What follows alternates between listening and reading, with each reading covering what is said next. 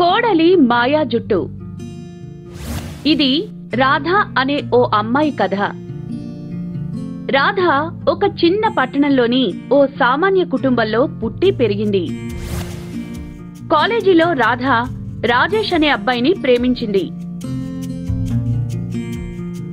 రాధ, రాజేష్ ఇద్దరూ తమ కుటుంబాలకిష్టం లేకపోయినా పెళ్లి చేసుకున్నారు.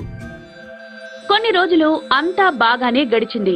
కానీ ఆ తర్వాత రాధను ఆమె అత్త కమలమ్మ కట్నం కోసం సాధించడం మొదలుపెట్టింది. ఒకరోజు ఉదయం రాధకు హఠాత్తుగా వాంతులు మొదలయ్యాయి. హాస్పిటల్లో పరీక్ష చేయించగా రాధ తల్లి కాబోతుందని తెలిసింది. ఆ విషయం విన్న ఇద్దరూ చాలా సంతోషించారు. ఇంటికి వెళ్ళాక కమలమ్మకి ఈ శుభవార్త చెప్పారు. ఏంటి, నిజమేనా? అంటే నేను నానమ్మని కాబోతున్నాను. ఈ ఇంటికి మనవడు రాబోతున్నాడు. అత్తయ్య గారు, అబ్బాయి పుడతాడని గ్యారెంటీ లేదు. ఆడపిల్ల కూడా కావచ్చు. నువ్వు నీ అపశకునపు మాటలు ఆపు. నాకు కేవలం మనవడే కావాలి. అర్థమైందా? రాజేష్, తనని తీసుకెళ్లి పరీక్ష చేయించు. రాజేష్, రాధలు ఎంతో వ్యతిరేకించారు. కాని కమలమ్మ మొండితనం ముందు ఇద్దరూ ఓడిపోయారు. ఇంక చేసేది లేక పరీక్ష చేయించారు. అప్పుడు వారు భయపడినట్లే రాధ కడుపులో ఆడపిల్ల ఉంది. నాకు ముందే తెలుసు, ఈ నష్టజాతకురాలు ఎప్పుడైతే మన ఇంట్లో ప్రవేశించిందో అప్పట్నుంచి చెదపురుగులా అన్నీ నాశనం చేసేస్తోంది. కమలమ్మ తిట్ల నుంచి రాధ తేరుకునే లోపే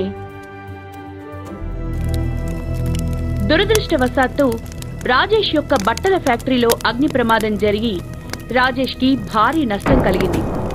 అప్పుడు కమలమ్మ రాధతో ఇలా అంది.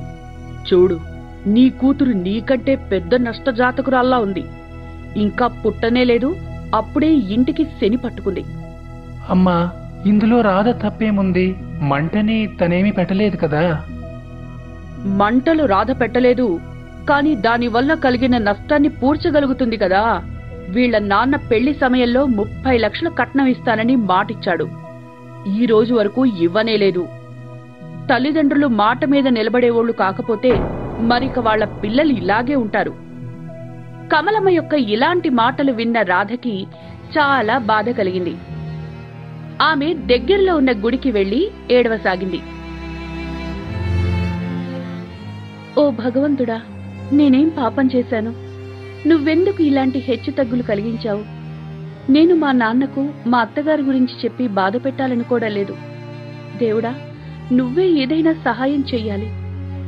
గర్భవతి అయిన రాధ ఏడవడం చూసి ఓ బాబా ఆమె దగ్గరికొచ్చాడు. అమ్మా, ఇదిగో ఈ పూలమాలని తీసుకో. దీన్ని నీ తలలో పెట్టుకో. దీనివల్ల నీ జుట్టు మాయా జుట్టుగా మారిపోతుంది. నువ్వెప్పుడు తల దువ్వుకున్నా దీని నుంచి బంగారు నాణాలు పడతాయి. కానీ ఎప్పుడైతే నువ్వు నీ బిడ్డకి జన్మనిస్తావో అప్పుడే మాయ ఆగిపోతుంది తల్లి అని చెప్పి ఆ బాబా అదృశ్యమైపోయాడు. రాధ ఆ పూలమాలని పెట్టుకుని చాలా సంతోషంగా ఇల్లు చేరుకుంది. తన అత్తకి జరిగింది మొత్తం చెప్పింది. రాధ ప్రతిరోజు ఆ పూలమాలని పెట్టుకుని తల దువ్వుకుంటోంది. అప్పుడు ఆమె తల నుండి బంగారు నాణాలు కింద పడుతున్నాయి. ఆ బంగారు నాణాల్ని అమ్మి వారు మళ్లీ ధనవంతులయ్యారు. పైగా అగ్ని ప్రమాదం వల్ల జరిగిన నష్టం నుంచి త్వరగా తేరుకున్నారు. ఒకరోజు రాజేష్, చూసేవమ్మా, రాధ నష్టజాతకురాలు కాదు. తనెప్పుడూ అదృష్టవంతురాలే. తన వల్లే మనం ఈరోజు ఇంత సంతోషంగా ఉన్నాం. ఏమంటావమ్మా? కమలమ్మ తడబడుతూ అవునని అంది. ఆ తర్వాత ఆలోచించడం ప్రారంభించింది. ఓరి మూర్ఖుడా, తన జుట్టులోని మాయ కేవలం బిడ్డ పుట్టే వరకే ఉంటుంది. తర్వాత మళ్లీ నష్టజాతకురాలే కదా.